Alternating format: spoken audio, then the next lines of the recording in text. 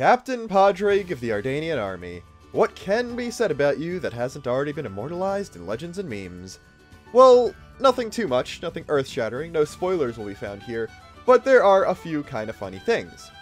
I originally was going to do this video as a bit of a longer, not Xenobites version, that was going to be a St. Patrick's Day special, because Padraig is the Irish language version of the name Patrick, which is the English version of a name derived from something in Latin.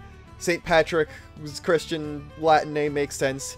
He did things in Ireland, Ireland and England are close together, so both of their languages derived names from that one. That makes sense, although it is kind of interesting that they used an Irish name when all of the Ardanians are given Scottish accents.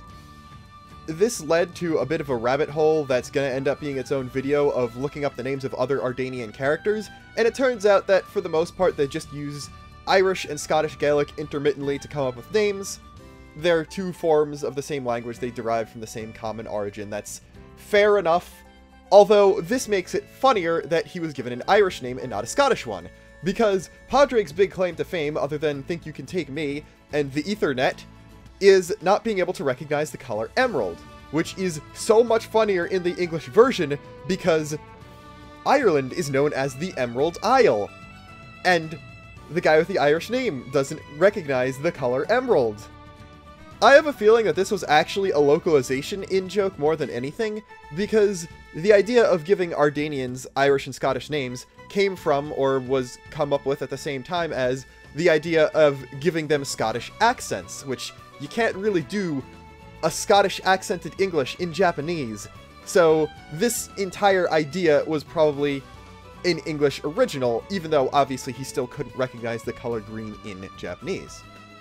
Beyond that though, and this is definitely another English thing, Torna retroactively made Padraig into a much more patriotic dude than he was originally. Obviously, him and his regiment was where Think You Can Take Me, Don't Forget Me came from, but in the localization of Torna the Golden Country, they decided to add reference to that being a meme. One of Hugo's battle lines is, "Don't forget me," when a chain attack is passed on to him, and I think he also says, "Think you can take me now," or something to that effect when you upgrade one of his skills or whatever. So, Padraig is actually using dialogue that the Emperor of Morardain 500 years ago once used, which is interesting. It's kind of an expansion to his character. I can imagine him, like, looking up to Hugo's role in the Aegis War and being like, I want to be like him, I can't be Emperor, but I could still fight for the glory of Morardain. And then he ended up being kind of dumb and kind of bad at stuff, so he was just shipped off to Gorma, which, while the game clearly shows it isn't the case because you actually visit it, according to a lot of people on the Ardanian Titan itself, is basically just the boonies.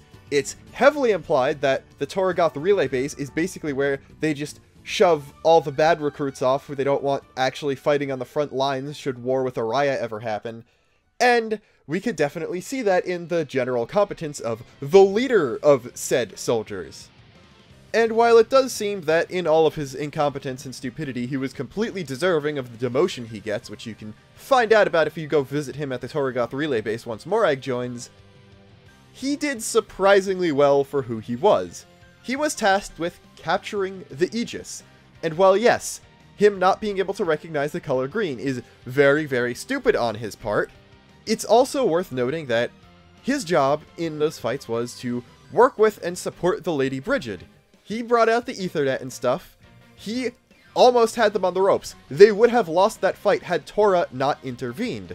So, it's worth noting that he did almost do his job perfectly, and in the end, surprise, surprise, even in her weakened state, the almighty Aegis, who was thought to have been capable of destroying the world, was able to defeat a regular soldier and a small regiment of explicitly mentioned as not being the best soldiers around. So, how much of that really was his fault? It's good for him, though, that he still kept his job, at least in some regard, after Dougal fell, and I'm not really sure what happened to the governance of Gormat after that.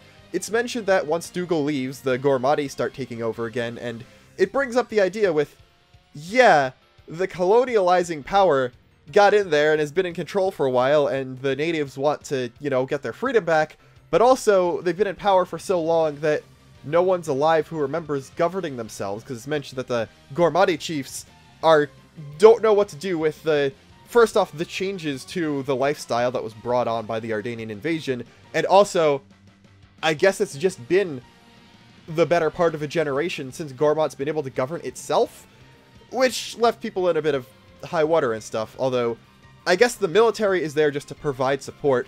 Once Morag joins the party and Niall gets brought around and realizes the stuff that's going on, they're obviously going to be kind and try to help out Gormott, more so, I guess, make it a protectorate as opposed to a colony. So it's autonomous, but because it doesn't have the economy and military to fully support itself, they'll just protect it, I guess. So it's cool to see Padraig still doing his job and actually training. The people in the relay base are training now, which they really weren't doing before, so hopefully he'll become a much better soldier and a much better asset to the Empire in the future. With that being said, though, this is a Xenobites video, so it was just me kind of talking about weird Padraig-related stuff, which means it's over now. But don't worry, because this isn't the video for this weekend. Monday is April Fool's, so I'm pushing the Sunday video back to then, and you're going to get a much longer, hopefully much funnier April Fool's video then. And also, wait for tonight, because it's finally time for me to announce my Patreon. But until then, this is Luxin, signing off.